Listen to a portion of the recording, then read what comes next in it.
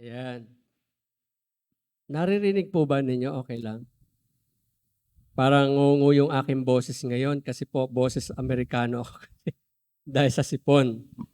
Ayan, so today ang topic po natin ngayong linggo, no, ay ang nagmamahal sa Diyos ay inuuna si Jesus. Kasi ang tema po natin sa buong Hunyo, mahalin ng Diyos ng buong lakas. No? So this message is talking about prioritizing Christ. Pero hindi po yun ang title ko. Ang title ko, iisa lang ang kailangan.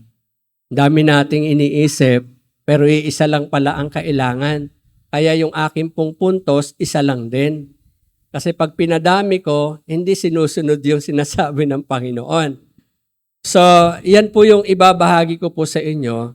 But before we go to that last part, gusto ko pong basahin, hindi ko babasahin, pero in-outline ko po ang mga pangyayari sa chapter 10 ng Lucas. So, nag-start po ito doon sa sending of the 72 disciples, no? Pinahayo ng Panginoon ang 72 and binigyan ng mga instructions, no? Mamaya makita natin kung ano yung ilang instructions na ibinigay ng Panginoon, no? Sa paghayo nila ay inilatag ng Panginoon yung mga instructions sa kanila.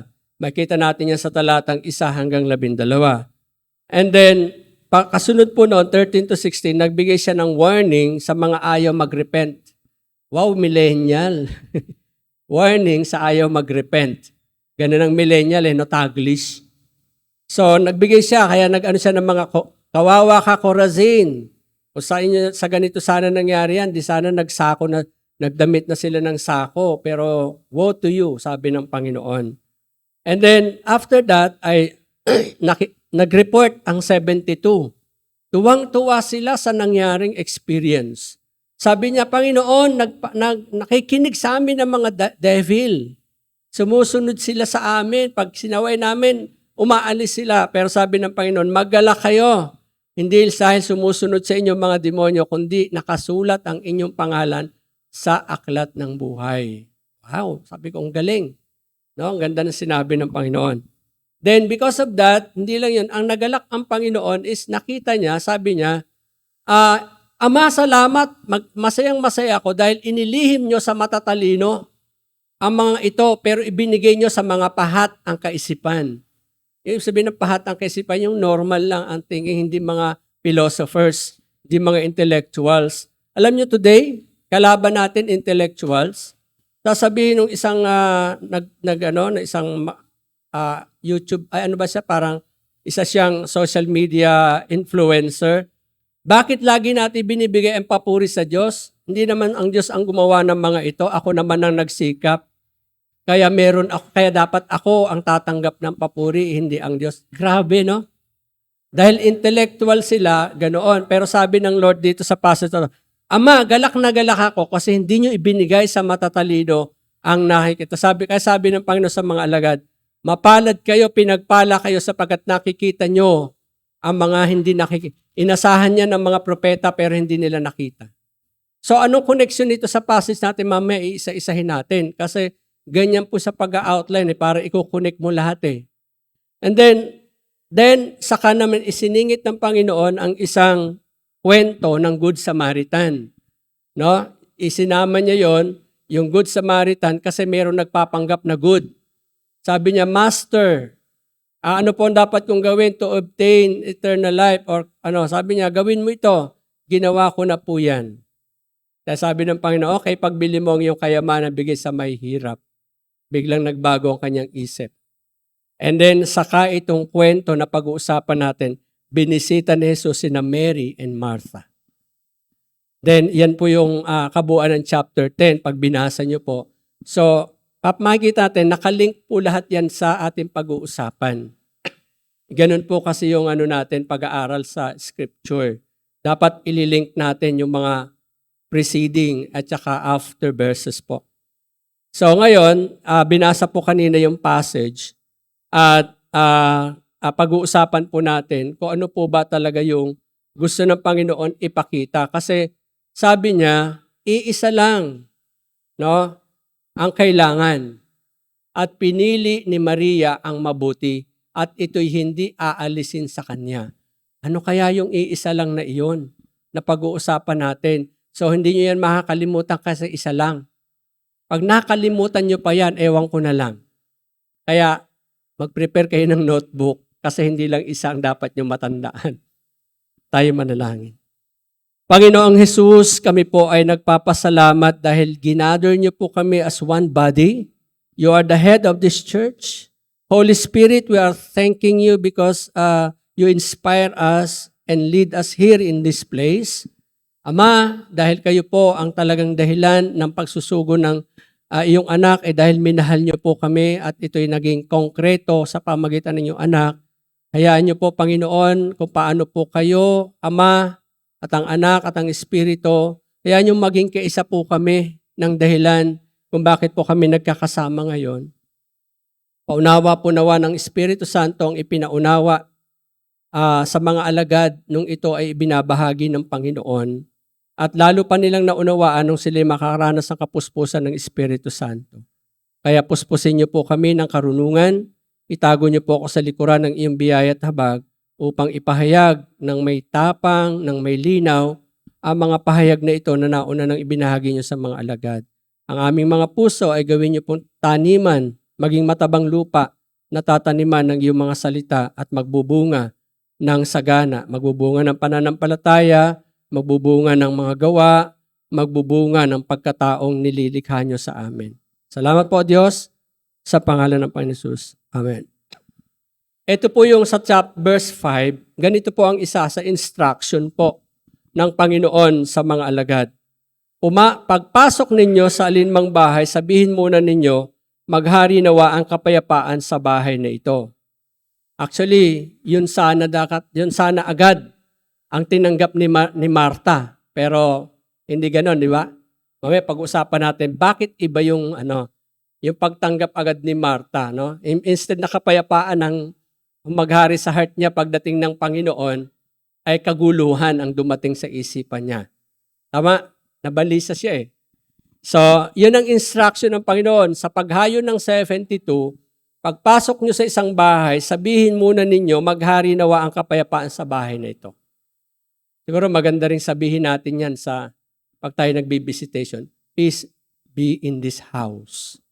Para at least panatag na agad. And then, kasunod na talata sa verse 8, pagpasok niyo sa isang bayan at tinanggap kayo, kainin ninyo ano mang ihain sa inyo. So makikita natin, i-connect natin doon, bakit naging abala si Marta? Samantala pwede naman siya mag-offer ng biskwit lang. Bakit kailangan niya maggawa ng iba't iba pang putahe? So, ito tingnan natin ha. Yun yung instruction ng Panginoon sa mga alagad. That's supposed to be, yun din ang dapat darating kay Marta sa bahay nila. Pero hindi ganun ang nangyari, no? So, yan. So, ito po ay sa aking binasa, meron po akong kinuhang pag-aaral. So, kasi po, ginagawa ko po talaga, nagbabasa ako ng ilang mga articles, ng commentary para mas ma-explain po ko po sa inyo kung ano yung napapaloob. Sa mga Israelita po, ang mga babae po talaga ay talagang trabaho nila yung mag-asikaso ng mga bisita. Na ayun po ay talaga isa sa mga tungkulin. At ang nabibigyan lamang ng pagkakataon para magkaroon ng pag-aaral, magkaroon ng pakikinig sa pag-aaral ng Torah at ng anumang pag-aaral tungkol sa Scripture, mga lalaki lang po. So, ibig sabihin, talagang para makita natin, merong something sa Panginoong Jesus na binibreak yung ganong klaseng kultura because ang listener niya pagpunta sa bahay, babae. Ito nyo, tingnan natin. Kasi nung binabasa ko po siya, ganun pala siya. Na talaga, alam nyo sa Korea, when I visit Korea po, ganun po talaga. Yung mga babae, mga asawa ng mga pastor, hindi magjo-join sa pagkain sa amin. Serve lang sila ng serve lang ng serve. Kaya yung lamesa, ang laki-laki. Kadami-daming platito, plato, o ano-ano, siniserve nila, ang dami. Tapos kahit yayain namin sila, hindi sila magjo-join. That is their culture. That is their tradition. So pagkatapos namin, saka lang sila pupunta sa table para kumain sama-sama yung mga pastor's wife. That is their culture, no? So minana galing ang katuruan nito sa Eastern culture. Ngayon, sa kanila, ganun talaga po, no? Kaya ang mga babae, napakalimit lang yung time na makapakinig ng pagtuturo kasi mga lalaki lang ang binibigyan ng opportunity. So, what was in the mind of Christ in breaking this through kay Mary? At ano meron kay Mary? Mamaya pag-usapan natin. Sabi po rito sa aking binasa, ang mabuting may-ari ng bahay ay pinaglilingkuran yung mga visitor. Inaalagaan at sinisigurado na magiging komportable ang kanyang mga bisita. Di ba ginagawa din naman natin to? Habang sila ay nananatili sa kanyang tahanan. Ito ang ginagawa ni Martha nung tumuloy si Jesus sa at ang kanyang mga alagad sa kanilang tahanan, samantalang si Maria ay nananatili sa paanan ni Jesus at nakikinig. Sa palagay ninyo, bakit tinawag ni Jesus na mabuti ang piniling gawin ni Maria? Sabi ni Martha, Panginoon, hindi nga actually, Panginoon ba sabi? Panginoon, utusan niyo naman po yung kapatid ko. Ganon, no? So yan po, no?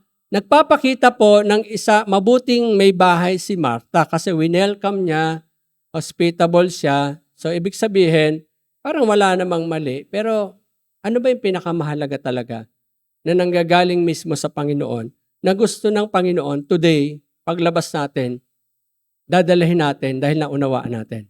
Amen ba? So, para kay, sa talatang 42, sabi ng Panginoon kay Maria, ngunit iisa lamang ang kailangan. At pinili ni Maria ang kunin ang mabuti.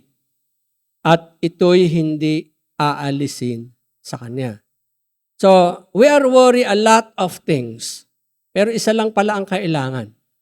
Wow. Ano kaya yung isa na yon? Naalala natin bahay natin, naalala natin ganito, etc., etc. Pero sabi ng Panginoon, isa lang kailangan. O napakasimple lang pala ng buhay para sa Panginoon. We make it complicated because of our worries. Tama ba? So ano kaya yung isang yon that we will discover in this preaching para pag-uwi natin, hindi kayo komplikado. Kasi isa lang naman eh. Don't worry, isa lang talaga yung puntos na yan. No? So, ito po ay nireflect ko mabuti. Was our reading po yung chapter 10. Sabi ko, ito yung pinagpala ka kung maunawaan mo ang sinasabi ng Panginoong Jesus. Ngayon, unawain natin, ito po ay pinagpala ka kung naunawaan mo ang sinasabi ng Panginoong Jesus. Ito po yung nireflect ko kasi gusto ko mapagpala. Sabi ng Panginoon, humarap si Jesus sa mga alagad at sinabi ng walang ibang nakakarinig. Pinagpala kayo sapagkat nakita niyo ang mga nakikita niyo ngayon. Ano kaya ibig sabihin ng Panginoong Jesus? So, ano yung mga bagay na nakita ng mga alagad? Dito sa passage na to. They see, sabi doon, ang mga diablo sumusunod sa kanila. They are welcome in the house. Nakita nila, nagbukas sa mga pintuan yung mga pinuntahan nila. Pero sabi niya, magalak kayo, pinagpala kayo, pero higit sa lahat, dapat maintindihan nyo na ang pinakamahalaga doon sa 19 nila, ang inyong pangalan nakasulat sa langit. Hindi yung sumusunod sa inyo ang mga diablo, huwag nyo ikatuwa yun. At hindi naman natin gagawing puntahan ng mga kuta ng diablo para palayasin sila doon. Minsan may mga Kristiyano na pupuntahan natin yung ito kasi andyan yung mga diablo, palalayasin natin. Huwag ganon. Kung pinupuntahan ka, ini-intrude ka, palayasin mo, lalayas sila. No? Yung ginugulo ka, dinidisturb ka, oy, Satanas, umalis ka sa pangalan ng Panginoong Hesus. Yun ang nararapat. Pero yung parang mga warriors kayo na pupuntahan nyo sa kuta, nako, wag. Baka kayo ang ma-capture. Hindi yun ang utos ng Panginoon. Ang sabi lang ng Panginoon, bring the gospel to these people. If they welcome you, then bless them. If not, pagpagin nyo mga paa nyo, sabi ng Panginoon. So, ano kaya yung sinabi ng Panginoon? Naiintindi ba natin ang sinasabi ng Panginoon? Pinagpala ka kung naunawaan mo ang sinasabi ng Panginoong Hesus. na pinagpala kayo sapagkat nakita na ninyo ang mga nakikita nyo ngayon. Ano ba ang nakikita nyo ngayon? Sa buhay nyo. Sa buhay natin, ano ba nakikita natin ngayon? O diba? Hindi natin maintindihan. Today, we see the love of God because the gospel is in us already. Dapat yun yung nakikita natin. At yun yung magbibigay sa atin ng blessed life. When we always look at the gospel of the Lord Jesus Christ, when we always look at the love of God, when we always look at the grace of God, kung hindi natin naiintindihan yan, magkakaroon tayo ng mga maraming alalahanin. At yung iisa lang na kailangan natin, yung pa ang nami-miss out natin. No? Then, pinagpala kayo kung naunawaan nyo ang sinasabi ng Panginoon. Sa verse 24, sinasabi ko sa inyo, maraming propeta at mga hari ang nangahangad na makita ang inyong nakikita at marinig ang inyong naririnig, subalit hindi nila ito nakita at ninarinig. Anong dahilan? Bakit hindi nila nakita? Bakit hindi nila narinig? Sino tinutukoy niya? Naandun sa kanila ang Torah. Naandun sa kanila ang law. Kasi ginawa nilang pahirap sa tao ang law. Instead of liberating ang law, naging kahirapan para sa kanila. Kaya nadagdagan ang worry. Nadagdagan ang burden, hindi nila nakita. That today Jesus Christ said, "Come to me, all you who are weary and burdened, and I will give you rest. Take my yoke, for my yoke is easy, and my burden is light." Yun ang hindi nakita ng mga prophets na ipinakita ng Panginoon sa mga alagad na ipinapakita sa atin today. Right? The gospel of the Lord Jesus Christ liberates us.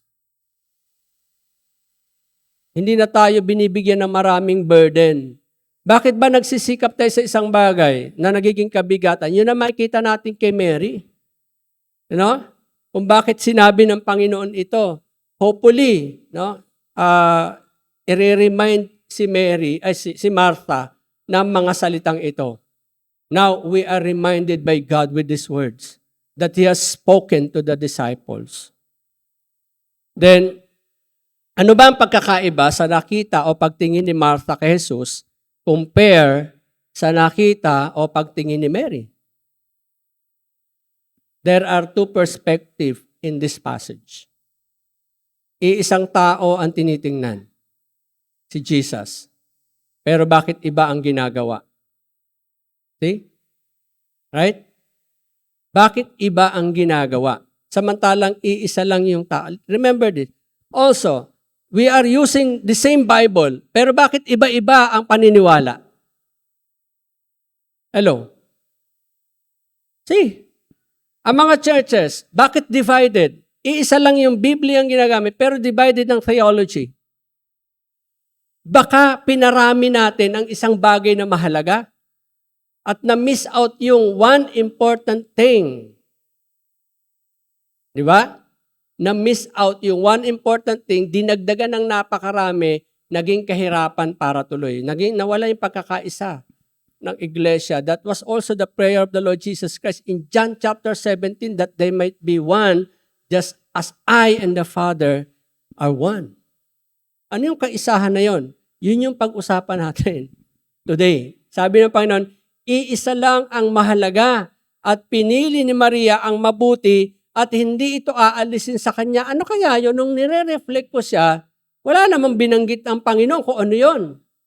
Pero may nangyari. Kaya yun ang sagot ng Panginoon. Para kay Martha, no? Si Jesus ay bisita o mahalagang tao o VIP. At dapat asikasuhing mabuti, ipaghanda ng mga kailangan niya at ibigay ang mga maiibigan niya at busugin.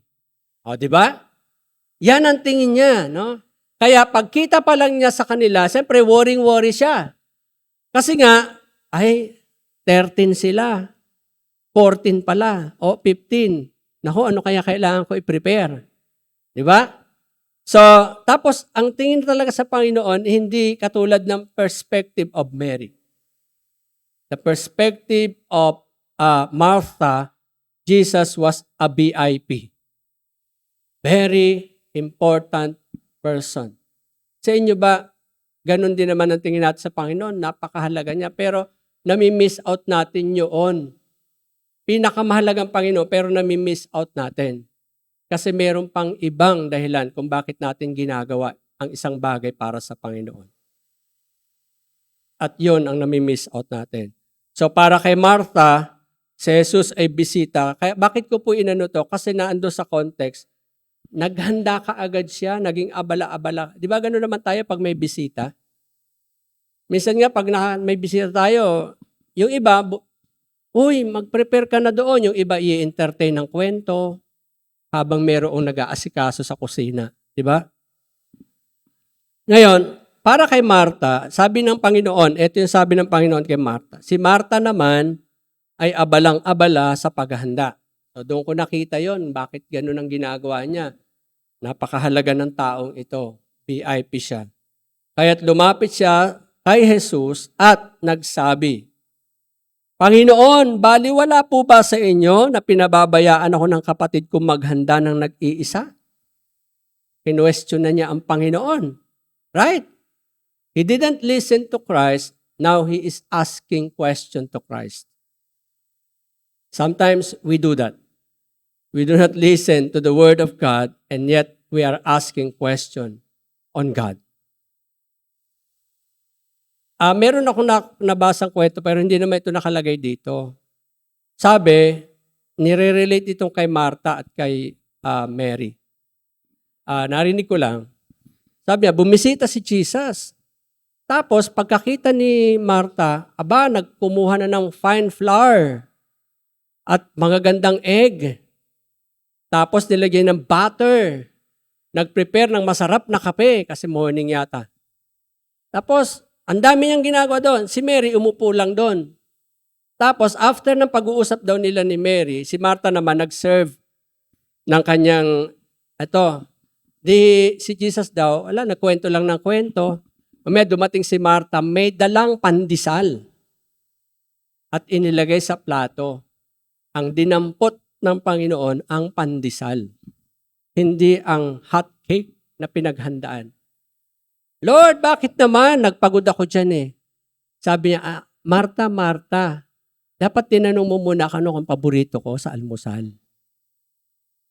At yun ang sinabi ko kay Mary, ito ang paborito ko sa almusal. Di ba? It's just a story, pero sometimes we can think of that. Pinapangunahan ang Panginoon, pero hindi naman pala yung pinapagawa niya sa atin. So, ang dami sabi niya, bakit nyo bakit hinahayaan nyo? Yung pa ang niya, bakit hinahayaan nyo? Baliwala ba sa inyo na pinababayaan ako ng kapatid ko maghanda ng nag-iisa? Sabihin nga po ninyo siyang tulungan naman ako. Inutusan na ang Panginoon. So, dahil nga ang tingin niya ay iba, ganun din ang trato niya. Right? So, medyo mababaw ang pagkakilala ni Martha kay Jesus para ituring niya siyang isang bisita or mahalagang tao o VIP lamang na dapat bigyang kasiyahan sa kanyang pagsisilbi na kalaunan ay naging bigatin para sa kanya. Kaya inutusan niya si Jesus para sa kanyang ikakapanatag. Imagine. Masayang-masaya, di ba sabi, masaya niyang tinanggap si Jesus sa kanyang tahanan. Pero nung lumipas ang ilang oras, nalulungkot na siya. Tama, nababurden na siya. Samantala, sabi ng Panginoon, pag pumasok kayo sa bahay, bigyan niyo ang kapayapaan. At kung ano ihain sa inyo, tanggapin niyo, kainin ninyo. You don't have to worry about anything. Kung ano lang nakaprepare diya, kung wala kayong ganito, sabi ng Panginoon, kung ano lang meron diya, kung butong pakwan, di yun bigay mo sa akin, kainin natin habang nagkukwentuhan tayo. Bakit mag-aalala sa maraming bagay? Yun ang sabi niya. Kaya ang sabi niya kay Martha, Martha, Martha, nababalisa ka at abalang-abala sa maraming bagay. I just read yung comment na to ng Panginoon, hindi po siya parang scold, kundi ito pala ay isang comfort kay Martha. Isang salita ng comfort na, Martha, I am here. Don't worry. About sa food, huwag kang mag-alala kasi nakapagpakain ako ng 5,000 tao. Martha, I am here. Don't worry. 4,000 tao pinakain ko. Don't worry about food. Just sit and listen to me. Yun ang ginawa ng iyong kapatid. Di ba? Makikita natin. Nandun yung comforting words of Jesus to Martha. Martha, do not worry. I am in your house. I bring peace in this house. I bring blessing in this house. Do not worry. Di ba? Pansinin ninyo. Sabi niya, Martha, nababalisa ka. Samantalang yung unang passage, masayang tinanggap niya. Masayang tinanggap sila ni Martha. Winelcome. Pero paglipas ng ilang oras, burdened na siya. Nalulungkot na siya. Naiinis na siya. Dinamay na niya sa pagkainis niya ang kanyang kapatid. Inutusan na niya ang Panginoon. See? Hindi ba natin nagagawa ang mga ito? Nangyayari ba sa atin to? Yes. Bakit? Ang dami nating inaalala. Sabi na pang isa lang. Isa lang. Ang mahalaga, sabik na ako malaman ko ano yung isa na yun. Diba? Papatagalin ko para lalo tayong manabik. Hindi po, yan. So, makikita natin, yung word ng Panginoon is a word of comfort. Kasi baka tayo ganun din. Pwedeng sabihin ay, Ray, nababalisa at abalang-abala sa maraming bagay. Isa lang ang kailangan. At ginawa yung mabuti. Yun din ang gawin mo. Now, posible ba na ito ang dahilan ng kaabalahan at alalahanin ni Martha? Na baka ito rin yung ating alalahanin. Ito inano ko lang, reflections, baka posibleng ganito. Una, inaalala niya ang mga kakainin ng kanyang mga bisita kasi hospitable siya. Di ba? Wino-worry niya yon. Ano kayo pe-prepare ko? Kasi hospitable ako eh. Welcoming ako. So, saan nakatingin? Sarili. Right? Once you look at yourself, worry begins. Then, yung sasabihin o comment ng mga bisita, hinihintay niya yon. Oy, ang sarap naman ng nihanda mong pagkain. Babalik at babalik kami rito. Yung comment. We are waiting for comments. Kaya ginagawa natin ng isang bagay. Tama ba? Hello? Pag walang comment, masama loob natin. Pag pangit ang comment, aawayin mo siya. Ipopost pa sa Facebook. Kahaba-haba ng comment section, yung pala 2 tao lang ang nag-uusap. Pinahaba ng pinahaba. Kaya umabot sa 1,000 comments. Yung pala sila lang 2 ang nagpapalitan ng mga komento. So, sometimes, possible kaya ito, na ito yung dahilan bakit siya nag-worry. Sa tingin nyo, posible ba rin sa atin? Na ito yung dahilan bakit tayo nag-worry? Because inaalala natin na magiging comment ng tao. Pangatlo, papuri o appreciation ng mga bisita, yan ang magpapasaya sa kanya. Hello? Totoo yan. Madalas, we are after that appreciation kasi doon tayo nagiging masaya. Paano pag wala nag-appreciate sa'yo? Like Jesus Christ, hindi niya na-appreciate ba yon? Na-appreciate niya yon. Kaya lang may importanteng dapat unahin si Martha. So, sa tatlong ito, nangyayari ba sa atin to? Nangyayari. So, kaya pag bumisita tayo, magdala na tayong tinapay tsaka kape. Para hindi mag-alala yung binibisita na. Alam niyo po, nakakatuwa nung nag-visit kami sa isang kapatiran na abrupt lang siya. Aba, inihanda niya lahat ng nasa ref niya. Kawawa naman pag-alis namin, naubos na. Sabi ko, bro, baka naman yan. Hindi po, masaya niyang ginagawa. Napakasaya niyang ginagawa. Tapos sabi, upo ka muna dito. Makinig tayo ng Word of God. Mag-pray tayo. Umupo naman siya, tinigil ang kanyang ginagawa. Kala ko si Martha lang. Ano. But at least, nag-Maria din siya. Umupo siya at nakinig at nakisama sa panalangin. Pero mga kapatid, possible ito na ang kanyang dahilan ng kanyang kaabalahan at alalahanin ng mga ito. Tama? Yung, kunyari hospitable ako. Tapos, hinihintay ko yung comment. At ano makapagpapasaya sa akin?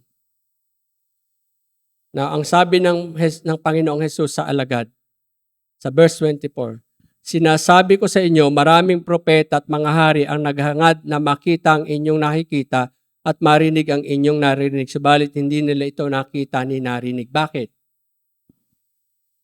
Naging abala sila sa ibang bagay. Tama? Naging abala sila kung paano palalawakin ang Torah. Naging abala sila sa mga ganito. Hindi nila talaga dinig deeper kung ano ang ibig sabihin ng Diyos sa Torah. Kaya nakagawa sila ng napakakapal na libro na sobrang pinahirapan ng mga Hudyo. Naging burdensome ang pagtupad ng kautusan. Samantalang sabi ng Panginoon, isa lang ang mahalaga. Now, para kay Mary, yan. Perspective ni Mary kay Jesus Christ. Binasa ko po to wala sa text, pero pinag-aralan ko, ni-reflect ko, at ito po yung nakita ko. Para kay Mary, si Jesus ay guro. That's why he sit on his feet. That is also his opportunity to listen to a rabbi. Kasi wala silang opportunity na makinig sapagkat lalaki lang ang binibigyan ng pagkakataon na makinig sa rabbi. So I grabbed this opportunity because the rabbi is here in my house. I have this opportunity. I will sit. Hayaan ko na lang muna si ate doon. Bahala siya doon. Basta ako uupo ako. Andito yung guro na magtuturo. Pansin nyo? And then he's also a friend. Totoo po, kaibigan talaga nila si Jesus. Every time ang Panginoon dadaan sa Bethania, hindi pwedeng hindi siya dadaan sa bahay ng magkakapatid na ito. Isang bagay lang ang nilampasan niya noong may sakit si Lazaro. Di ba? Hindi siya dumatay. 4 days pa nakalibing na. Sabi ni Martha, Panginoon, kung naandito lang po sana kayo, hindi mamamatay ang kapatid ko. Alam ko po, bubuhayin niya sa na iba na yung isipan niya. Meron na siyang bagong perspective kay Christ. Or during the time na binisit sila dito, iba yung kanyang kaisipan. So, para kay Mary, siya ay kaibigan, Panginoon niya, pinakamahalaga, katangi-tanging person sa buhay niya. Ganun ba tingin natin kay Jesus? O bisita lang sa buhay natin? O VIP lang sa buhay natin? That's why kailangan natin siyang i-please sa lahat ng pinaglilingkod natin sa Kanya. No. Ang ginagawa natin ay hindi tayo naglilingkod to please Jesus because He is already pleased in us. Nung niligtas niya tayo, nung pinatawad tayo, ang tingin ng Diyos sa atin ay saint. Pleasing to His eyes. Bakit natin ginagawa yon? Kasi isa lang ang mahalaga eh. Yun yung gusto ng Panginoon maintindihan natin. So, siya ay guro, kaibigan, Panginoon niya, pinakamahalaga at katangi-tanging person sa buhay niya. Hindi ang mga bagay na ito, kundi siya lamang. Yung ba'y nakikita niyo sa Panginoon? Kung ganito ang tingin natin sa Panginoon, then we can sit at His feet, not worrying anything. Remember, kung alam lang ni Martha, Martha, why are you worrying about tinapay na yan? Kayang-kaya kong magpakain ng 5,000. I have already fed 4,000 men.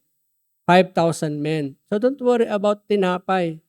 Ilan lang naman kami nandito. Magdala ka lang ng isa, okay, pandesal, pray. Bahagi, busog lahat ang mga alagad. Why? Kasi hindi yun ang tama yung ginagawa niya. Maganda yun. So sabi ng Panginoon sa mga alagad, kung maibigin sa kapayapaan ang nakatira roon, tatanggapin nila ang kapayapaan ninyo. Ngunit kung hindi, babalik sa inyo ang inyong pagbabasbas. Mary loved peace. Kaya naranasan niya ang peace ni Christ. Right? Talagang sabi ko nga sa inyo, yung buong chapter na to, connected lahat yan eh. Hindi pwede nating ilayo ng ilayo. Minsan nagpipreach tayo, ang dami-daming verses, pero ang lalayo naman ang ibig sabihin. So, sinabi ng Jesus sa mga alagad that hopefully, and I pray na nasabi rin ito ng Panginoon kila Marta. Kung maibigin sa kapayapaan ang nakatira roon, tatanggapin nila ang kapayapaan. So, ibig sabihin, pagpasok pa lang ni Marta, hindi peace ang nasa isip niya. Tama? Right? Burden. Kasi ang dami kong papakainin. Samantala si Mary, here is the master. Here is my master. I will listen to him. I will sit at his feet and listen to him. Magkaiba, di ba? Pagkakita ni Marta, takbo agad sa kusina. Bilang ng habang pumasok, 1, 2, 3. Uy, matangkad si Pedro. Naku, malaki-laki kakainin yan. Parang ganon. Nagbilang. Tapos tinignan niya yung kanyang kusina. Ano-ano mayroon dito? Nagkagulo na siya. Na, later on, hindi na siya masaya. Ganon din po tayo pag naging Kristiyano. Nung una, saya-saya natin. Pero pag tumatagal na tayong Kristiyano, burden na tayo, di tayo masaya. Sino dito masaya pa bilang Kristiyano? Ang daming hindi nakasagot. Kasi nga, yung isang bagay, yun ang na-miss out natin. Dinagdagan natin ng napakarami. Sabi ng Panginoon, isa lang ang mahalaga. Kanina pa kayo, pastor, salita ng salita, isang mahalaga. Ano ba yan? Kaya nga sabi ko sa pahahabain muna natin para hindi kayo antukin. Hindi ko muna sasabihin. So, yan. Then, si Mary, mayroon siyang matibay na pagkakilala kay Jesus. Para sa kanya, siya ay katangi-tangi at nararapat pag-ukulan ng kanyang panahon at ibigay ang atensyon sa mga teachings niya na siya namang nagdudulot kay Mary ng kapayapaan at di nababalisa sa anumang bagay. Gusto niyo ba maging katulad ni Mary? What is your perspective in Christ? Ano ba pagkakilala natin sa Panginoon? Bisita sa buhay natin? Na pag mawawala, aalis na uli siya? Na pag dumating uli siya, VIP treatment again? Mag-aabala na naman tayo sa mga bagay-bagay? Remember, Christ is our master. He is our friend. He is our, yung kay Mary. No? He is our friend. He is our Lord. He is our master. He is the most important at katangi-tanging person dapat sa buhay natin. Amen ba? So, gayahin natin ang pananaw ni Mary. When Jesus entered in his house, yun ang nakita niya kay Jesus. No? Kaya ano nakita ng Panginoon kay Mary? Sabi niya, Martha, Martha, dami mong iniintindi. Iisa lang ang kailangan. Actually, sabi niya, meron pa yun bago yung ngunit iisa lang ang kailangan. Pinili ni Maria ang mabuti at ito'y hindi aalisin sa kanya. Wow! Isa lang kailangan at ialisin. Ano kaya ang ito na. Ano kaya tinutukoy ng Panginoong Hesus na nag-iisang kailangan at ito ay mabuti? Tinanong ba natin? Tinanong ko po yan habang binabasa ko siya. At ikinunik ko o ano yung kwento na nauna. Day 72 was sent to bring the gospel. Paano? So, dalahin sa tahanan ang mabuting balita. At kapag maibigin sa kapayapaan, darating ang mabuting balita. Ibig sabihin, pag pinapasok ang mga alagad, maririnig nila ang kanilang sharing of the gospel. Pag hindi pinapasok, huwag niyo ibigay ang pasbas, sabi ng Panginoon. Yung iba nga sabi, pagpagin nyo sa bayan na yan. Pag hindi kayo winelcome sa bayan na yan, pagpagin nyo, huwag nyo gawin yan mga kapatid. Minsan, may ibig sabihin po pala talaga yon. Parang yung mga hindi maibigin, yung ayaw ng repentance, grabe yung gagawin ng Panginoon. Di ba? Kasama dito, yung ayaw ng repentance, etong gawin, woe to you, Chorazin! Ganito, ganyan. Di ba? So kung maibigin sa kapayapaan, darating ang kapayapaan sa tahanan yon. Pag dumating, kung ano yung ihain nila, kainin ninyo. Sabihin nyo, sumain nyo ang kapayapaan sa tahanan ito at maghain sila ng kung ano, kainin nyo. Huwag nyo silang bigyan ng burden. Parang ganon. Kaya po pag nag-visit po kami, hindi po namin kayo binaburden, ha? Gusto namin kayo makasama at makita. Pero kung kayo po ay out of your generosity, pero wag nyo gayahin si Martha, na kung kailan na andoon kami, saka nagkakagulo sa bahay. Mag-prepare kayo advance. Ay, parang gano'n. Ayan, ano kaya tinutukoy ng Panginoon Hesus na nag-iisang kailangan at ito ay mabuti? So, sa talatang 39, sabi roon, si Martha, abalang-abala. Si Mary, naupo at nakinig sa kanyang itinuturo. That is the one thing important. Listening to the teachings of Christ. Hello. Yung salita ng Diyos. Kaya pag may nag-preach, makinig kayo.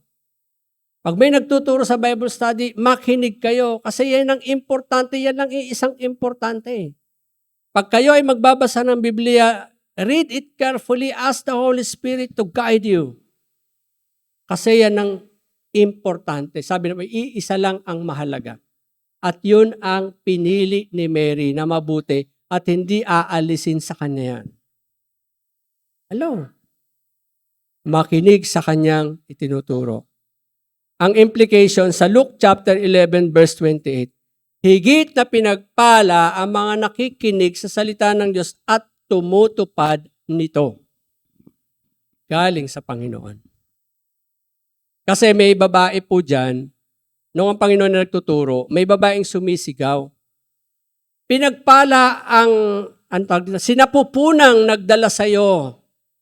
Ganyan. Sabi niya, no, higit na pinagpala ang mga nakikinig sa salita ng Diyos at tumutupad nito. So ano yung isang bagay lang na kailangan? Salita ng Diyos. Sa lahat ng plano natin, salita ng Diyos. Sa lahat ng gagawin natin, salita ng Diyos. Teachings of Christ. That is the one thing that is important. Ngayon, alam natin ang mga gawa ni Martha ay mainam, kapuri-puri, nararapat at hindi mali. Kahit pag-aralan niyo po, wala siyang ginawang masama.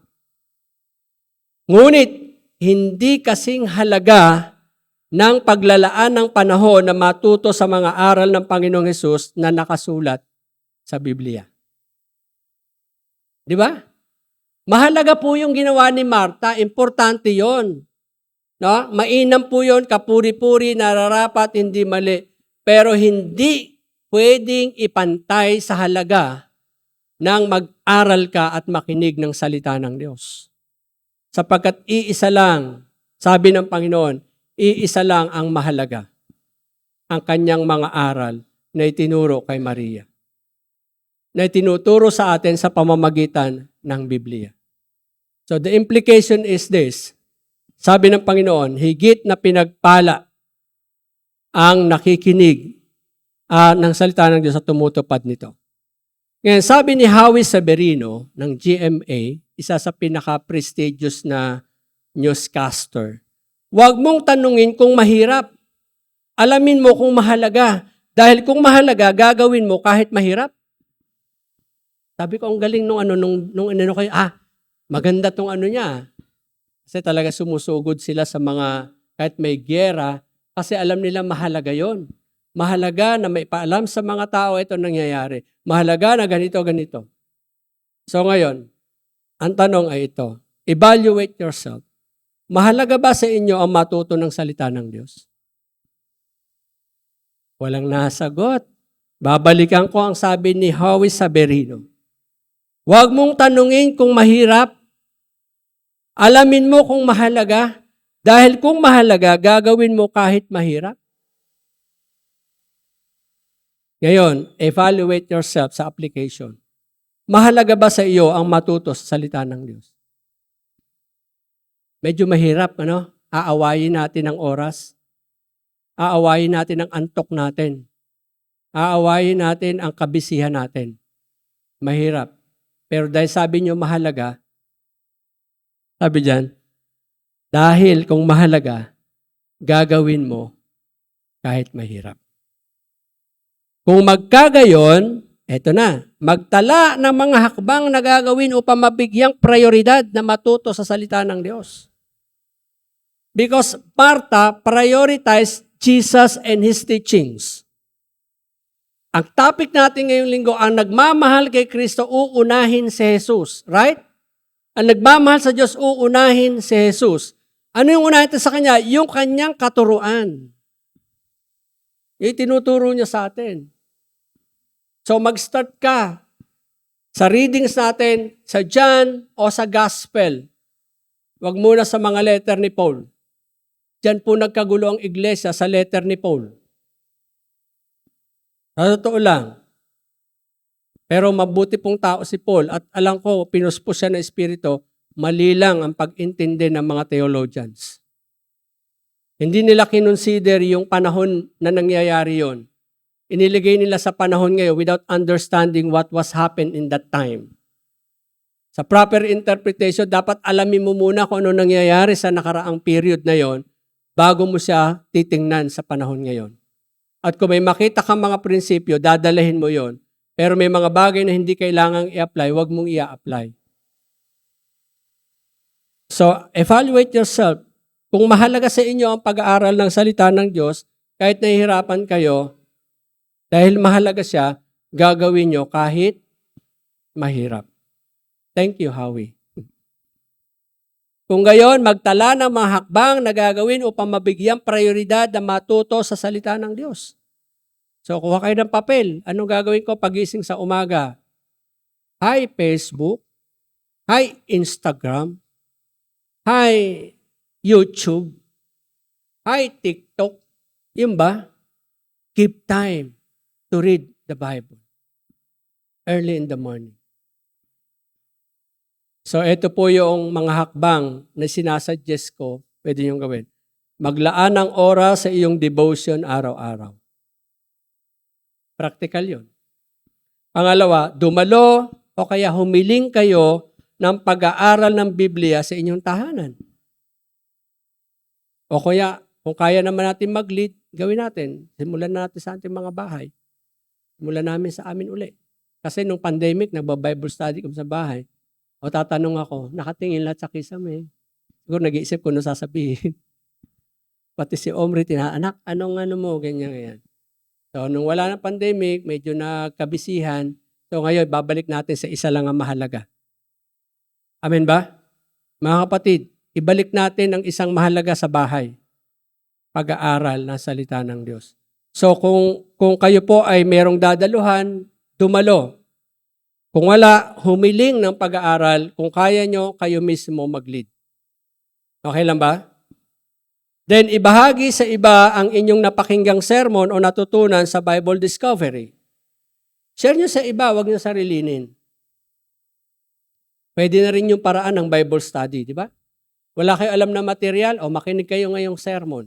Andyan yung mga point sa ating screen. Ilagay nyo sa notebook. Pag nag-Bible study kayo, yun ang pag-usapan nyo. O, hindi na kayo mag-aalala sa Bible study kasi may sermon kayo napakinggan. At malaking bagay po yun. Noong nakaraan, di ba, 2 bagay yung sasabi natin na ano yung mga gawain nakakapagparangal sa Diyos, mga gawaing nakakatulong, mga gawaing nakakabuti. Nakakabuti sa iyo, sa kapwa mo. Nakakatulong sa iyo, nakakatulong sa kapwa mo. Kasi malaya naman tayong gawin ang lahat ng bagay, pero hindi lahat ng bagay nakakatulong. Hindi lahat ng bagay nakakabuti. So, reverse that. Gamitin natin ang kalayaan nating gumawa ng mga bagay na nakakatulong, mga bagay na nakakabuti. So, pang-apat, ipakita sa gawa ang aral na iyong natutunan. Sabi ng Word of God, do not merely hear the word, do what it says. Do what it says. Remember, isa lang ang mahalaga. Ano yon? Ang salita ng Diyos. So, thanks for listening. Do not merely hear the word. Nasa screen natin. Baka gusto niyo mag-text sa akin. Nasa screen po natin. So yan, maraming salamat. Purihin ang Panginoon sa kanyang kabutihan. God bless us all.